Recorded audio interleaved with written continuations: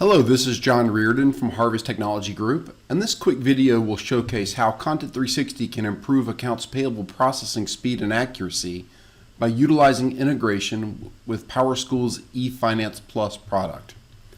Content360 is an enterprise-class document management suite of products built on top of the OnBase foundation, and it features solutions to take any department at a K-12 school district paperless.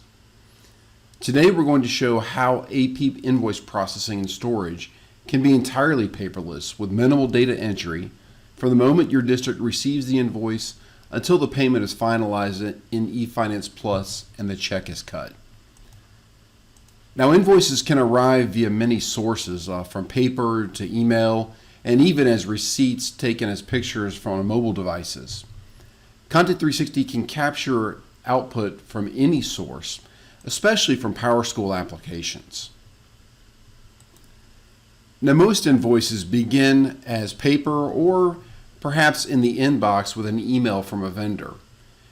In this example, I'm monitoring an inbound accounts payable invoice folder, and I see the email from Business Supply Corporation.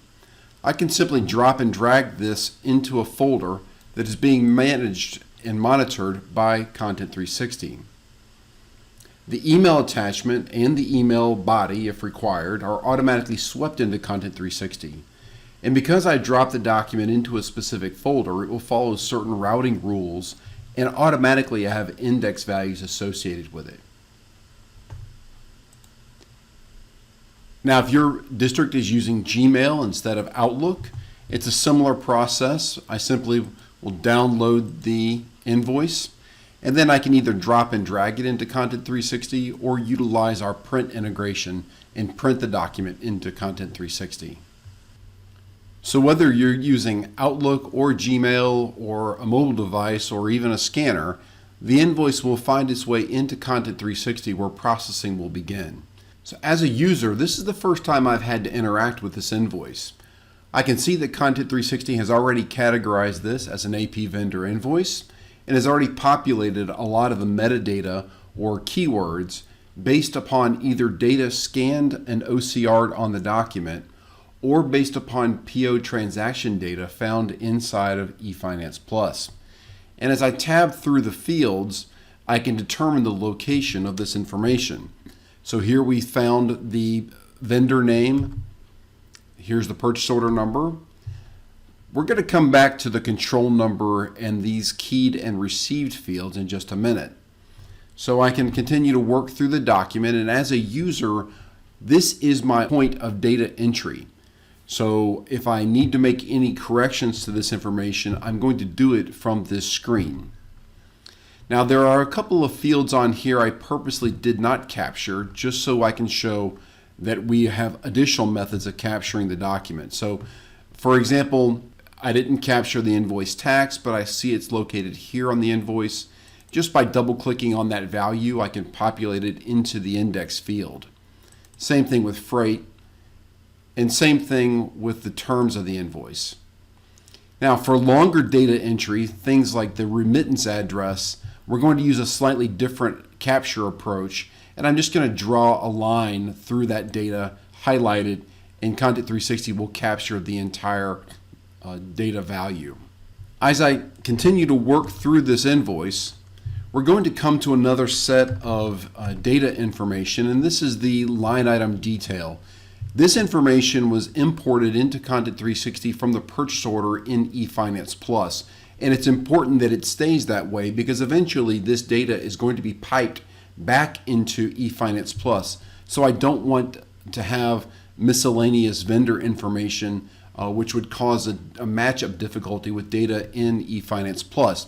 But I do want to make sure that the information I have here is accurate. So if there's any discrepancy between the quantity, the unit price, the line item amount, between what's on the invoice and what's on the purchase order, I want to note that here. So as a user, I will simply continue to work through each of these GL line items and making sure that I have all of the information accurate prior to submitting this invoice. Finally, I'm going to come back to my control number and these two fields here, and the control number is going to follow the same process process you're using now in eFinancePLUS. So depending upon how you like to label your batches or name your batches, if they contain a username and ID or a date or the frequency with which you process your invoices, will remain the same using this input method inside Content360. Now the keyed and received fields are going to be used to determine when this invoice data is going to be sent over to eFinancePLUS, and we'll talk about that more in just a second. Now that I've completely indexed this invoice, I've verified all of the data, I'm now going to index the document, and it will flow into Content360, where it will await approval to be sent for the data to be sent to eFinancePLUS. So that's all the end users have to do in order to capture data or key data into eFinancePLUS. If you'll note, very, very few keystrokes are involved. The only piece of data that needed to be typed was the control number. So the next step in the process is to pipe the data from Content360 to eFinancePLUS so that it can be queued in batch accounts payables for payment. Now this is usually an automated process, but there is another layer of control as to when the process happens. So if the school district would like to hold invoices in Content360 and only pay when the product is received, we can do that using the keyed and the received fields that I mentioned earlier. The received key field is tied to the receiving functionality in eFinancePLUS and can automatically be changed from no to partial or yes when the product is received into eFinancePLUS. So using a quick search for all of the invoices that have the flag keyword set to yes or partial in received, and the keyed field set to no, this field denotes that the data on the invoices has not been sent to eFinancePLUS yet. I can quickly find a list of all the invoices that are ready for payment. For most clients, we will simply run a scheduled tasked search for the invoice data that is ready to send to eFinancePLUS. The automated task will pipe the data into eFinancePLUS based upon the control number and update the key field from no to yes at the appointed time. All of this then happens without user interaction.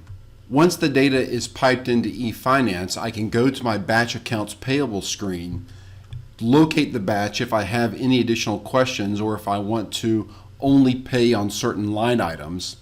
By highlighting that batch, I can pull up the additional information in eFinance and from here send it into workflow or process it for payment.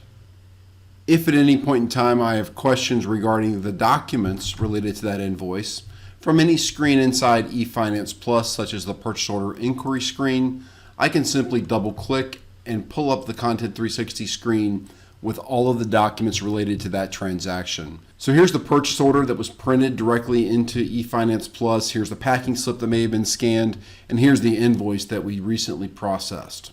I can also relate additional information to this transaction, such as purchasing documents and possibly even product requisition details. So this concludes our brief overview. If you'd like additional information on this or any other Harvest Technology Group solutions, please reach out to me, John Reardon, at the information below. Thank you very much. We appreciate your time.